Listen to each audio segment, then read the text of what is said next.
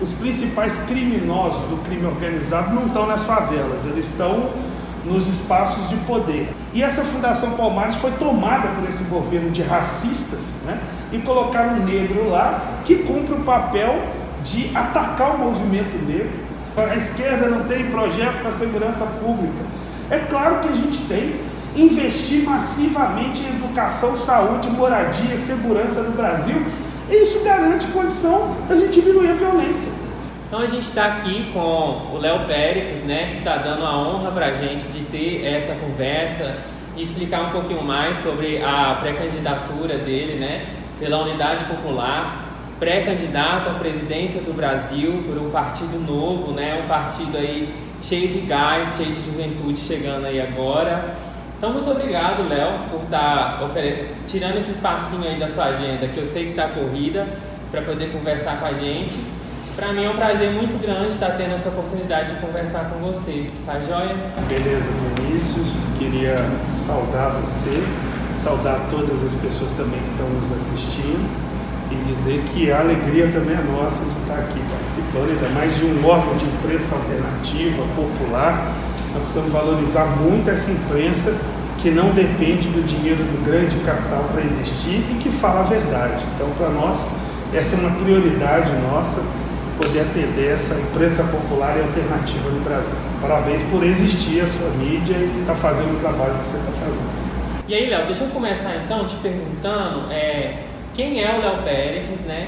E como que foi sua trajetória para você chegar até aqui, né? Como pré-candidato à presidência do Brasil. Conta pra gente como que foi o início da sua trajetória política, como que foi essa descoberta e esse chamado, né, para esse projeto, para colocar realmente essa pré-candidatura. Beleza, olha, primeiro eu iniciei minha militância no início dos anos 2000, no movimento que a gente chama de movimento secundarista, que são dos estudantes do ensino fundamental e do ensino médio, né? Eu era estudante do ensino médio, do ensino técnico de eletrônica, curso que eu cheguei a concluir. Eu iniciei lá em Belo Horizonte, eu sou morador de periferia, fui criado na região metropolitana ali em Contagem, mas a militância política foi em Belo Horizonte. E aí foi nas lutas do meio passe, pela conquista do meio passe estudantil, que era a única capital que não tinha meio passe para os estudantes. Então nós ficamos 11 anos de lutas ininterruptas. Aí eu fui presidente da Associação Metropolitana dos Estudantes lá, da ANES. Tive uma passagem pela União Brasileira dos Estudantes Secundaristas também. Nesse período eu também passei na universidade em 2006, curso de biblioteconomia que eu não cheguei a concluir na UFMG. Fui inclusive do movimento estudantil de lá, a luta pelo bandejão, continuei a luta pela qualidade do transporte e em 2011 a gente conseguiu aprovar o meio passe na Câmara Municipal. Então foi uma vitória muito importante. Tive ativamente naquelas jornadas de junho de 2013, que foram as manifestações, que milhares de pessoas saíram às ruas, e ali essas manifestações marcaram a história do Brasil, na nossa humilde avaliação, mudaram a conjuntura. Podemos falar do Brasil antes de 2013 e depois de 2013, e teve resultados à esquerda da jornada de junho. Nós somos daqueles que não achamos que ali foi um golpe, né, da direita, ali foi uma ação de todas as classes sociais. Mas o resultado de reduzir a passagem em 200 cidades do Brasil foi uma vitória à esquerda, e a UP é uma expressão, é um partido que surge daquele processo. E aí, desde 2014, a gente tomou a decisão em 2013, 2014 a gente foi para a prática para construir esse partido. E aí, mais precisamente de 2016 a 2018, em menos de 2 anos, a gente coletou mais de 1.200.000 assinaturas de apoio de pessoas, de trabalhadoras do Brasil inteiro, que autorizaram a UP existir. E aí foi uma alegria muito grande, e só se você me permite, Vinícius, para a gente ver o tamanho da realização disso que nós fizemos, que o presidente atual, que nós somos oposição, consideramos um dos piores governos da história do Brasil, ele tentou montar um partido, inclusive com o apoio de grandes empresários, muitos parlamentares, até pastor dessas grandes empresas, e eles deram com os burros d'água, porque não tiveram apoio popular. E nós, ao contrário, sem nenhuma figurão da política, só com lideranças novas do movimento popular, de uma política mais pautada nas lutas sociais, nos direitos dos trabalhadores e trabalhadoras, das comunidades tradicionais, dos povos indígenas, do povo explorado e oprimido desse país. A gente coletou as assinaturas e registrou o nosso partido. E aí, dentro dessa trajetória, de 2011 para cá, eu também dedico a luta pela moradia, a luta pela reforma urbana. Nós conquistamos milhares de moradias fazendo ocupações urbanas, e isso é uma forma de luta importantíssima do povo brasileiro, porque a maioria das cidades foram edificadas extraoficialmente, né? Não foram planejadas por interesse da maioria. E nesse processo de todas essas lutas, nós consideramos que isso nos credenciou com experiência política prática, objetiva, de lutas por direitos, para que a gente agora possa estar lançando essa pré-candidatura à presidência da República. Bacana. E aí, Léo, de mais de uma dezena de candidatos, de pré-candidatos já colocados pelos partidos no Brasil, você é o único pré-candidato negro e negro retinto, né? E eu queria perguntar para você qual a importância dessa representatividade que você carrega e, ao mesmo tempo, quais os limites que você enxerga nesse tipo de representatividade. Claro, olha, primeiro, você vê que o racismo tem um peso muito grande, inclusive na política brasileira, porque na nossa história foram pouquíssimos candidatos. Nós nunca tivemos, na verdade, o Nilo Peçanha lá no início, e mesmo assim não era uma expressão do movimento popular, da esquerda, do povo trabalhador do país. E candidatos foram pouquíssimos, né, que nós tivemos na história, candidatos à presidência da República. Então, a própria existência da nossa candidatura já é uma denúncia do racismo, né, de como a maioria, que nós somos a maioria da população, como não estamos representados na política institucional. Ao mesmo tempo, nós entendemos que não basta ser só negro, porque o Sérgio Camargo, para quem está nos assistindo, era até ontem presidente da Fundação Palmares, que é uma fundação que tem um papel muito importante para a luta do movimento negro no Brasil, embora a fundação ligada ao governo federal, mas foi uma conquista do movimento negro. E essa Fundação Palmares foi tomada por esse governo de racistas, né, e colocaram um negro lá que cumpre o papel de atacar o movimento negro, defender até o nome da mudança de Palmares para Princesa Isabel, né? Então são grandes absurdos, e é um cara totalmente contra os interesses da maioria dos negros, que são de periferia, são pobres, são trabalhadores e trabalhadoras. E a gente tem outros exemplos que mostram que não basta ser negro, né? Você precisa ter um projeto conectado à luta de libertação, não só dos negros, porque a luta contra o racismo, na nossa humilde avaliação, Vinícius, passa por um processo de luta pela superação desse sistema capitalista que a gente vive. Porque para que serve o racismo? O racismo é um instrumento que propicia aos muito ricos aumentarem a exploração sobre a classe trabalhadora, tratando setores da sociedade como inferiores, permite explorá-los ainda mais, arrancar muito mais riqueza desses.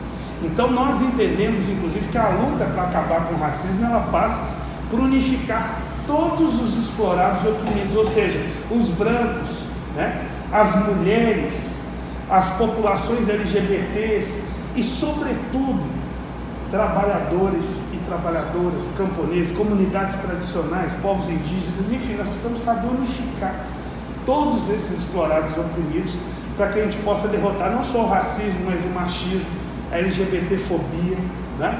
E a principal mal de todos, que é o próprio capitalismo, que enquanto ele existir, nós vamos ter cidades ricas como Viçosa, vendo pessoas passando fome, sendo impedidas do direito de ir e vir, porque não tem acesso ao transporte coletivo. Olha que coisa, pelo preço desse transporte caríssimo que as pessoas têm. Eu tive relato aqui de muita gente de periferia que tem que vir a pé, não precisa se deslocar para o centro da cidade para resolver algum problema, porque não tem dinheiro para pagar passagem, ou escolhe, paga uma perna para ir ou para voltar, porque as duas não vai conseguir. Quantos jovens deixam de estudar porque não tem dinheiro para pagar passagem, não tem uma educação que ele almeja perto da casa dele? Então, enfim, nós estamos falando não só de Viçosa, mas de um país extremamente rico, né? É um país que não justifica você tem mais da metade da população vivendo em insegurança alimentar, na prática passando fome. Então, nós lutamos para que esses explorados e oprimidos possam ser o poder nesse país. Uma Câmara como essa aqui, ó, quem deveria estar representando efetivamente aqui devia ser Dona Maria, Seu José, de cada bairro e região pobre dessa cidade, devia estar mandando nessa cidade. E quem manda é a elite, muito ricos, que manda e desmanda. Então, alterar essa situação é necessário o povo estar ativamente participando para mudar. Por isso mesmo, nossa pré-candidatura não é de um negro só pobre da periferia. Eu não me coloco como iluminado que vai resolver todos os problemas. Eu sou agente, parte do agente central, que é o povo. Esse, quando ele entrar na jogada, ele resolve, ele muda. E eu achei interessante que você já começou a responder a minha próxima pergunta, que é também sobre uma pauta que ela é muito cara para o movimento negro, né? Que é o encarceramento em massa da população negra no Brasil. E aí eu queria que você fosse um pouco mais específico sobre como a gente pode atacar esse problema e como a gente pode superar, né, o encarceramento em massa, realmente parar o encarceramento em massa da população negra no Brasil. Olha, querido, nessa pauta de luta contra o racismo, nós temos duas questões que são essenciais. Primeiro, o encarceramento. Quem estiver nos assistindo saber que o Brasil tem a terceira população carcerária do planeta Terra. E isso não é porque a gente é eficiente no combate ao crime organizado e tal, até porque os principais criminosos do crime organizado não estão nas favelas, eles estão nos espaços de poder. Haja vista que, por exemplo, nós não temos muito conhecimento de traficante que mora na favela, mas traficante que mora nos bairros dos ricos, nós conhecemos vários, inclusive aparece na televisão direto. Um deles tinha um helicóptero de 500 quilos de pasta base de cocaína, que é a família Perrella, e botaram a culpa no piloto do helicóptero e nenhum deles está preso. Então veja que tem dois pesos e duas medidas. Dos 800 mil presos que nós praticamente temos no Brasil, 300 mil estão presos sem julgamento. Então esse negócio da prisão provisória, vários ficam lá inclusive cumprindo mais tempo esperando o julgamento do que a sentença que ele eventualmente poderia pegar. Então, qual que é a questão fundamental? Nós temos que seguir a Constituição e o Código Penal. Não existe esse negócio de as pessoas, se não forem julgadas, elas têm que ser soltas. Tá? Então, 300 mil que nós estamos falando. E a maioria cometeu crimes de pequeno potencial, contra patrimônio, não foi contra a vida de pessoas, sabe? E a outra questão é que se resolve o problema da violência no Brasil investindo massivamente em educação. É mentira esse negócio, a esquerda não tem projeto para a segurança pública. É claro que a gente tem. Investir massivamente em educação, saúde, moradia, segurança no Brasil, e isso garante condição da gente diminuir a violência.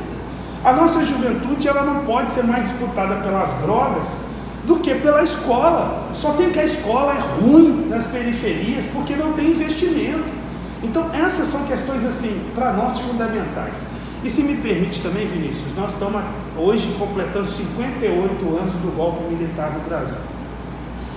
Essa é uma pauta caríssima para nós, porque nós somos defensores que no Brasil se implante a chamada justiça de transição. O que é isso? É você pegar as pessoas que cometeram os crimes durante a ditadura militar, que foi uma ditadura de 64 até 1985. Nesse período se torturou, se estuprou, se torturou crianças inclusive, não foi só pessoas adultas, crianças foram estupradas e torturadas, você teve ocultação de cadáveres, você teve milhares de pessoas torturadas, pessoas que foram mortas, só militantes foram 436 militantes, que metade a gente não sabe nem para onde foram os corpos deles, as famílias não tiveram direito a enterrar seus entes queridos. São 8 mil.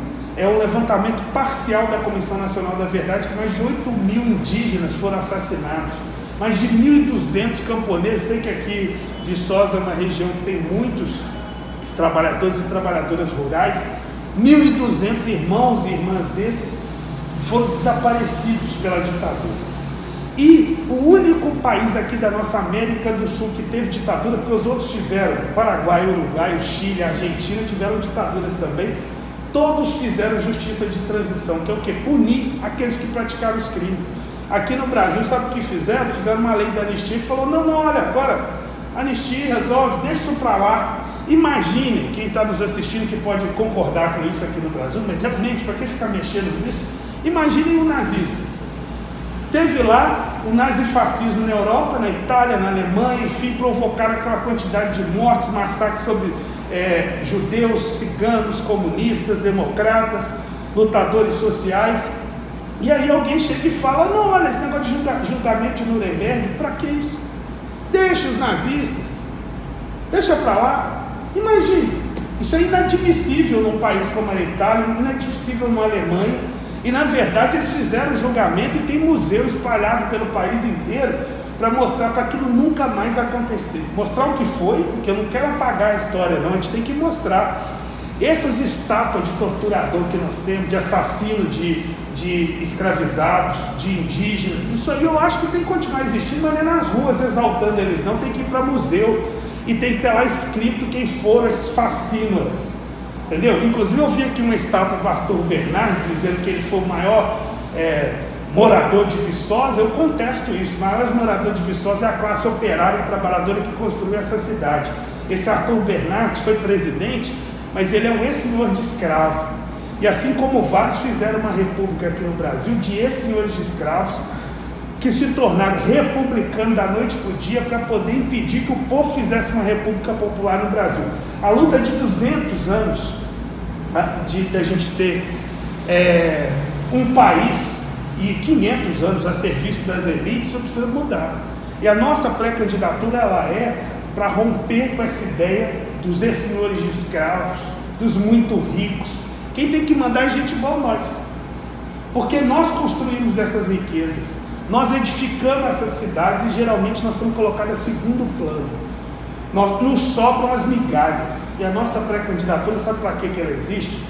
Existe um banquete dos muito ricos. Nós não queremos as migalhas, nós não queremos acessar o banquete e dividir esse banquete para todo o povo brasileiro.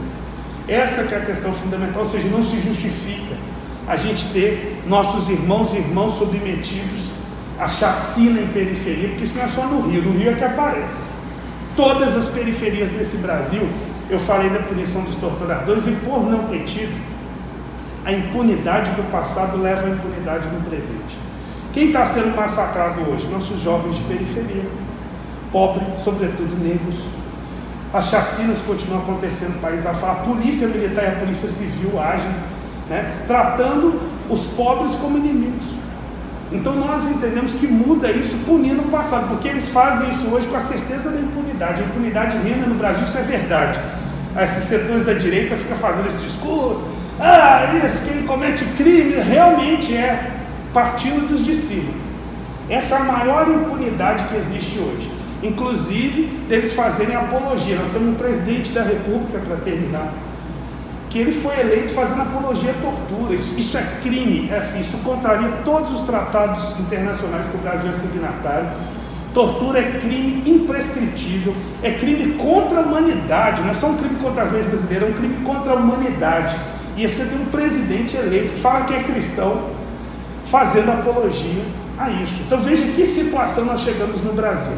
Então essa bandeira de punir os torturadores, ela é de 64 aos dias atuais. Então esse próprio presidente da República, se, num processo que nós estamos nos apresentando nossas propostas, um governo futuro da Unidade Popular, uma das medidas centrais dele é colocar o senhor Jair Bolsonaro no banco dos réus, e ele ser punido, preso exemplarmente ser punido pelos crimes que cometeu contra o nosso povo, porque cada vez que ele faz apologia à tortura, ele fortalece os grupos de extermínio, as milícias. Todos os inimigos do povo se sentem à vontade para continuar massacrando o nosso povo.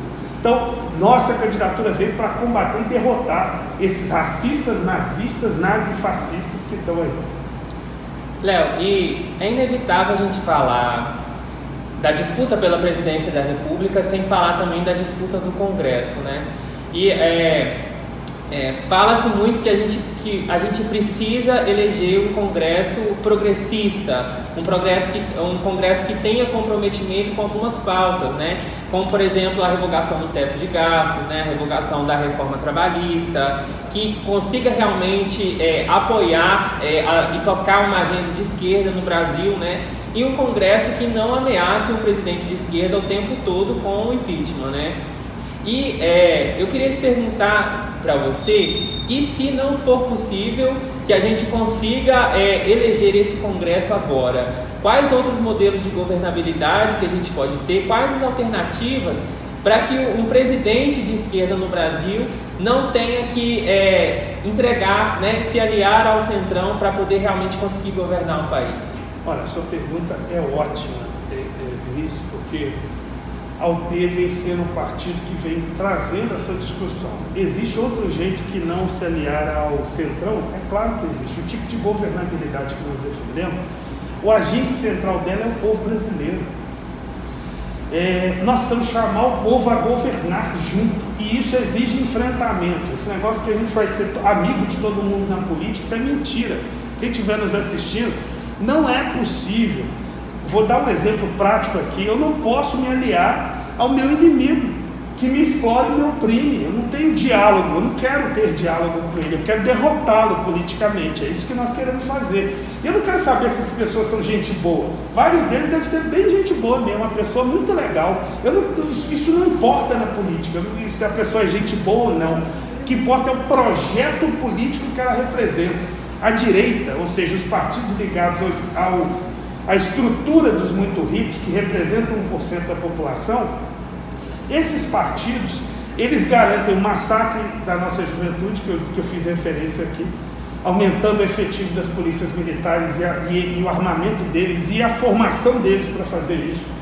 Eles aprovaram a emenda constitucional 95, tiraram a Dilma, que foi um golpe, aquilo é importante lembrar, inclusive reconhecido até pelo ministro Barroso, que falou que ela foi tirada porque não tinha maioria no Congresso. Não existe, foi um golpe. Mas o golpe principal não foi contra a ex-presidenta Dilma ou contra o PT, foi contra a classe trabalhadora. Eles foram lá aprovar a emenda constitucional 95, que congelou o investimento em saúde e educação por 20 anos. Aprovou a reforma trabalhista, como você falou, que falaram que ia gerar emprego. O Temer disse, vai gerar emprego. Piorou, nunca nós tivemos um índice de desemprego tão grande. Aí o Bolsonaro entra e fala, não gerou emprego porque nós não fizemos a reforma da Previdência, vamos fazer. Aí acabou com os direitos trabalhistas do Temer, acaba com o direito à aposentadoria e o desemprego. O que aconteceu? Quem estiver nos assistindo, são milhões de desempregados no Brasil. Ou seja, foi um golpe, e um golpe cheio de, como todo golpe, cheio de mentira, né? Um golpe que nós temos que repudiar permanentemente, porque foi mais um. Esse foi um golpe institucional. Teve um militar lá de 64 a 85, um golpe institucional, e a história do Brasil é recheada desses golpes. Sendo assim, qual é a novidade que a direita vai tentar dar golpe? É nenhuma. Então, o que o presidente de esquerda precisa fazer efetivamente? Mobilizar o povo, conscientizar o povo, fazer formação, mostrar que político não é tudo igual. Eu não sou igual ao Temer, eu não sou igual ao Bolsonaro, entendeu? E sou político, político como? Político de rua, político revolucionário. Tenho orgulho de falar que eu sou esse tipo de político, sabe? E o povo quer esse tipo de político aqui. Como é que nós vamos fazer para vencer? Com o povo, articulação, mobilização. Nós temos que incentivar o nosso povo à rebeldia, no bom sentido, ir para a rua, aos milhões. Alguém aqui tem dúvida que nós podemos mudar o Brasil com essa tralha de criminosos que hoje ocupa a política em maioria? É impossível.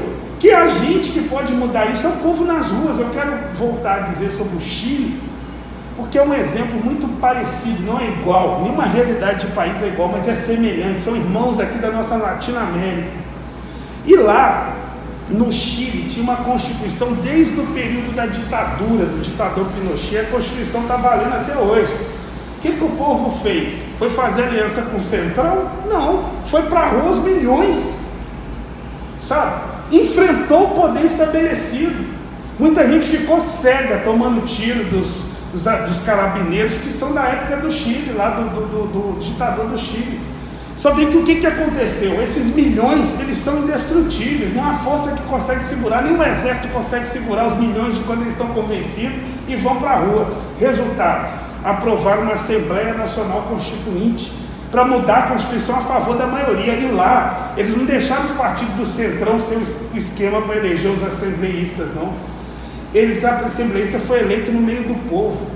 Então a maioria do povo é trabalhador. Por que vai ter empresário em maioria? A maioria vai ser de trabalhador, de torcida organizada, porque lá tem muito peso isso, de povos indígenas, de povos pobres, nós vamos assumir, é isso, a maioria, a direita não tem nenhum terço das cadeiras. E agora, eles estão enterrando a Constituição do Pinochet. Esse exemplo, ele não vai ser falado na Globo. Você não viu isso na Globo, na Record, na Band. Até porque eles estão ligados, essas emissoras estão ligados a grandes esquemas dos muito ricos. Então, isso é alternativo, são espaços como esse aqui que a gente tem como falar disso e incentivo todo mundo a conhecer, pesquisar na internet sobre. E aí, o povo está sendo agente das transformações, que inclusive conseguiu eleger um presidente jovem, um presidente da República, também pautado nisso, na força das ruas. Então essa é a mudança. E aí alguém pode perguntar, mas será que isso dá certo? Isso nunca foi implementado no Brasil, nunca se governou desse jeito. Nenhum governo na nossa história governou pautando o povo na rua para tomar as decisões. E eu estou falando mais, não é só no enfrentamento nas ruas, não. Vamos votar o orçamento do Brasil. Por que tem que ficar só naqueles grupinhos lá do Congresso Nacional, 500 e poucos tomando a decisão sobre o orçamento do Brasil, se eles, pouco importa, porque eles têm altos salários, pouco importa para eles o orçamento, mas para mim e para você importa, porque nós precisamos do SUS, precisamos de uma saúde de qualidade, de educação de qualidade. Então quem tem que tomar a decisão sobre o orçamento? O povo tem que participar. Por que não? Porque só vota. Se a urna eletrônica é tão rápida, por que a gente não pode tomar decisão sobre o orçamento? Sobre a saúde, sobre a educação, os professores, porque eles são chamados aos milhões no Brasil para eles tomar a decisão do que é melhor ser implementado na educação. Ah, Léo, mas isso que você está falando é possível? É claro que esse celular, a gente se fala aqui milhões de quilômetros, tem tecnologia para isso hoje. Vão usar ela a favor do povo, da democracia popular? Nós somos a favor disso. Querido, nós estamos falando de um país riquíssimo. Eu quero ressaltar isso para todo mundo que está nos vendo. Nós não estamos falando de um país pobre, a pobreza é imposta à maioria do nosso povo, mas nosso país é muito rico. Nós estamos falando de um orçamento de 4,7 trilhões de reais, sabe? Só tem que metade disso hoje vai para um negócio que chama dívida pública, porque eu não sei nem se você vai me perguntar do programa, então, enfim, eu posso falar ao longo aqui, mas assim, está sendo desviado para quem é muito rico ficar cada dia mais rico. Então como é que a gente muda isso? Porque eles têm 500 anos fazendo assim, então eles se acham donos do Brasil. Como é que a gente quebra essa hegemonia com o povo aos milhões na rua? O voto ajuda, que alguém está assistindo pode falar, mas ele é candidato a presidente e está sentando o pau do sistema político, então como é que pode? Claro que a eleição ajuda, senão eu nem estava aqui falando, né? É uma oportunidade. Agora, a democracia popular que nós defendemos, ela é isso tudo aqui. A eleição é só esse pedacinho. O resto é ação direta, o povo tem que estar ativamente participando. E nossa pré-candidatura, se tem uma coisa, se a gente conseguir, dentre elas, até o final do processo eleitoral, a gente conseguir uma coisa importante, uma delas que nós consideramos é conscientizar o povo da força que ele tem. Do povo levantar a cabeça. A gente toma tanta porrada que a gente costuma andar assim. Nós precisamos levantar a cabeça, olhar para frente, olhar para os nossos irmãos e irmãs e enfrentar esses poderosos, que se acham poderosos. Poderoso mesmo é o povo, aos milhões unido, organizado e lutando. Léo, então vamos falar um pouquinho mais do micro, né? Deixa eu puxar o assunto um pouco mais agora para Viçosa. Né? Dos mais de 5.500 municípios do Brasil, a sua pré-candidatura escolheu estar hoje aqui em Viçosa, né? E eu queria saber por que, né, a escolha de Viçosa para estar conversando, né? Porque eu tenho acompanhado que a sua pré-candidatura tem andado por diversos municípios pequenos do Brasil e eu queria que você explicasse para a gente o porquê dessa estratégia e qual o olhar que a Unidade Popular e que a sua pré-candidatura tem para cidades pequenas como Viçosa. Olha, eu estou vindo aqui em Viçosa porque é uma das cidades importantíssimas que a UP tem um trabalho articulado, organizado e também uma história de muita resistência, de lutas, né? Inclusive eu vou ter a felicidade daqui a pouco encontrar com alguns irmãos e irmãs indígenas da etnia Puri que foram massacrados, expulsos desse território E nós somos daquele setor que entende que nós precisamos valorizar muito a nossa história, aprender muito com a nossa ancestralidade, e nossos irmãos e irmãs indígenas, eles têm muito a nos ensinar. Porque enquanto eles estavam aqui, que o Brasil foi invadido pelos europeus, né? Porque essa discussão de quem invadiu, hoje eles ficam chamando indígena de invasor, né? Então, assim, não conhecer a nossa história. Na verdade, eles que foram expulsos das suas terras. E enquanto os povos indígenas viviam aqui, eram milhões de moradores e moradoras aqui, não se conhecia fome,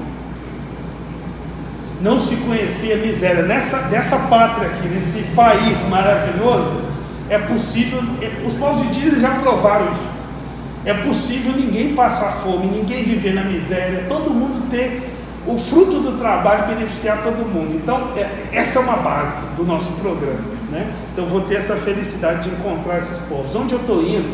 Eu fui, anteontem, eu estava em Januária, na beira do Rio São Francisco, conversando com comunidades quilombolas, né? Fui a várias retomadas indígenas, mas também adoro ir para o meio das favelas, né? Porque eu sou morador de favela, então eu ando no meio de favela, de vila, de bairro pobre. Eu não estou visitando os palácios, eu estou visitando. Tanto é que eu passei pela Câmara aqui para te dar entrevista, porque senão nem aqui eu passava. Até reuni com o vereador fora daqui, com 2 vereadores bastante combativos, 2 mandatos bastante combativos daqui. Mas o principal para nós é estar onde o povo está. Nossa pré-candidatura é uma pré-candidatura popular. Então, e não tem novidade muito isso não, porque quem estiver nos assistindo, Jesus andava no meio de quem, né? É bom lembrar isso aí, ele não andava nos palácios lá não, né, do Herodes lá não, ele andava no meio dos pobres, dos oprimidos, explorados, entendeu? Então, a inspiração nossa é Jesus, Che Guevara, Manuel Lisboa, Amaro Luiz de Carvalho, esses revolucionários e revolucionárias, da Marielle Franco, que era uma vereadora de periferia, é isso. Esses aí que nos inspiram para fazer o trabalho que a gente tem, e não o Arthur Bernardes, viu? É o povo pobre que nos inspira para poder fazer as lutas que nós estamos fazendo. E aí, deixa eu emendar essa pergunta então, e como que a gente pode então romper esse ciclo da chamada velha política no interior de Minas Gerais, né? Como vencer esse coronelismo, né? Onde famílias tradicionais vão passando, quase que passando os cargos políticos, né? Por herança, de bisavô para avô, para pai, para filho. Como que a gente vence isso? Olha, é bastante complexo. Em parte eu já comecei a conversar com você aqui, né? Nós precisamos forjar uma nova política, pegando tudo que tem de bom da nossa história, e isso passa por articular as classes exploradas e oprimidas. Então, a criação da unidade popular, por exemplo, ela é um exemplo disso, né? De conseguir articular os núcleos de base, núcleos de luta, em cada bairro, em cada periferia, começar a desenvolver o trabalho. Inclusive, quem estiver nos assistindo está convidado a conhecer a unidade popular, se filiar, ajudar a gente a construir. É um instrumento, nós não estamos um partido, mas é muito além de um partido, é um movimento popular, é uma organização que permite a libertação dos nossos. Então, a gente entende que passa por esse processo de lutas, e isso é tão importante, Vinícius, que na nossa história, toda vez que organizações populares começaram a ter muita força, elas foram violentamente reprimidas, se desarticuladas e tal, porque a saída está por aí, né? É claro que as classes dominantes aqui no Brasil são muito espertas e sempre usaram de extrema violência, de autoritarismo muito grande para poder impedir que a gente avance. Mas nós também estamos aprendendo. Então, nós estamos mais articulados, nós repudiamos mais qualquer autoritarismo, nós estamos nos mobilizando mais e gradativamente a gente vai caminhando para ter mais força. Essa força nossa ela é subterrânea, ela não aparece nos grandes meios de comunicação, mas a expressão dela está surgindo, é uma dessas grandes expressões dos movimentos populares, né, que estão surgindo no Brasil, ressurgindo com força. Então a gente vive um processo de reorganização da esquerda, e nós entendemos que ele precisa ser acelerado, e nós precisamos ter mais prioridade no trabalho de base, né? Que a gente chama o pisar no barro, é estar onde o povo está. Então isso está em curso, e nós somos grandes entusiastas dessa rearticulação, né? Num polo de enfrentamento, de luta, para não ficar conciliando com os nossos amigos. Léo, eu posso te pedir para apresentar em 3 pontos principais, né, o plano de governo da pré-candidatura, e além disso te amarrar mais uma pergunta: qual que seria a sua primeira ação vencendo a presidência da República? O que o presidente Léo Péricles faria no primeiro dia? Perfeito. Primeira medida, nós não saímos de uma crise econômica profunda como essa sem grandes investimentos na nossa economia.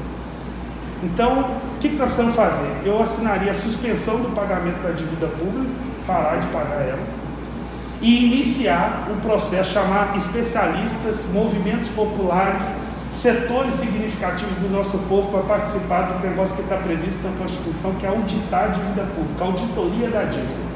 O que é isso? É saber se deve ou não, é pesquisar os papéis, ir a fundo, entendeu? E enquanto faz essa pesquisa, que vários estudiosos muito sérios falam que já foi paga várias vezes, então enquanto faz essa pesquisa, pega essa dinheirama toda que eu falei aqui, metade, mais da metade do orçamento, e investe nas áreas sociais. Para que vai ser esse dinheiro? Investir em saúde, aí você decuplica o orçamento da saúde, da educação, é assim. E vamos ver o que dá, né? Porque o que é a nossa defesa? O problema da saúde e da educação no Brasil não é dos professores, não é dos profissionais de saúde, é falta de investimento. Essa é a questão fundamental. O SUS é um dos melhores sistemas de saúde do planeta Terra, é elogiado no mundo inteiro. Qual que é o problema dele? Falta de dinheiro. Todo ano eles cortam. O SUS tem o menor orçamento em 10 anos. Essa é a situação. Então essa é a primeira medida. Outra, taxar grandes fortunas, está na Constituição também. Nós temos no Brasil, rico mesmo, é menos de 1% da população. Temos 315 bilionários que têm um patrimônio de 1,9 trilhão. Nós precisamos taxar eles em 30%, 40%. O que a gente vai ter? Bilhões para investir em área social. Outro jeito de ter dinheiro, porque o discurso todo é que não tem dinheiro. Não tem não, é que não sobra dinheiro. O esquema está montado para que os muito ricos, a transferência de recursos dos pobres para o muito rico, se dê de várias formas, e uma é o sistema da dívida. Terceira medida, não menos importante, reestatizar as empresas que foram privatizadas, sobretudo na década de 90, mas até os dias atuais. Eu quero um exemplo aqui do nosso lado, a Vale. A Vale minera em Minas Gerais, extrai o minério, e esse minério não está indo para resolver os problemas do nosso povo não, ele está sendo mandado para fora. Ele vai para a China e volta em carro, volta um carro pronto aqui. E os países estão se desindustrializando, perdendo tecnologia, perdendo oportunidade de inclusive resolver chagas históricas, e ver uma empresa como a Vale cometer crime que cometeu no Vale do Rio Doce, que matou um rio inteiro, que está provocando problemas lá em Abrolhos, baleias estão morrendo em alto mar, fruto daquele crime absurdo. Ninguém foi punido, e depois entra o Brumadinho, que mata centenas de pessoas e ninguém. Aquele outro exemplo que eu falei da justiça no Brasil, né? Os muito ricos acontece nada, os altos executivos da Vale, nenhum deles foi preso até hoje. Então nós defendemos, um governo certo teria reestatizado a Vale de primeira, entendeu? Tomado desse setor privado. E assim, querido, por que eu falei dessas medidas? Porque setores da economia estratégicos são muito importantes para estar na mão de empresa privada que só pensa em lucro. Petróleo, minério, água, energia, isso não pode estar na mão do setor privado, não está na mão do Estado. E o povo brasileiro tem que ter direito a fiscalizar, acompanhar, dirigir essas grandes empresas. Então são medidas que nós estamos falando para reestruturar e ter um Estado forte que vai e pegar esses recursos todos, que essas riquezas todas têm, e destinar ao povo brasileiro, coisa que nunca foi feita na história do Brasil, que precisa ser feita agora. Claro que os muito ricos não vão querer que isso aconteça, por isso que eu falei do povo, porque o Léo sozinho é impossível fazer isso. Agora o povo articulado, mobilizado e sabendo, entendendo quem é o inimigo e quem está impedindo disso acontecer, aí nós temos como resolver o problema. Então seriam os 3 pontos centrais que nós consideramos para começar a mudança desse Brasil de 500 anos de tanta exploração e opressão. Léo, muito obrigado pelo seu tempo, muito obrigado aí pelo espacinho na sua agenda para a gente, né? A gente continua acompanhando aí a sua pré-candidatura, esperando que possa fazer muito barulho aí, né? Durante esse pré-período e no período eleitoral também. E muito boa sorte para você e para a Unidade Popular. Eu que agradeço o convite, saúdo todos e todas que estão nos assistindo, e que a gente possa dialogar bastante nesse próximo período, e muitas lutas nós temos a fazer. Também queria convidar todos que gostaram dessa defesa que nós fazemos para acompanhar a gente nas mídias sociais. Então acessar Unidade Popular no Instagram, Facebook, Twitter, e segue lá as redes do nosso partido, e também procura lá Leonardo Péricles no Instagram, Facebook, Twitter, e segue a gente lá. No mais, muito obrigado aqui pelo convite. Obrigado.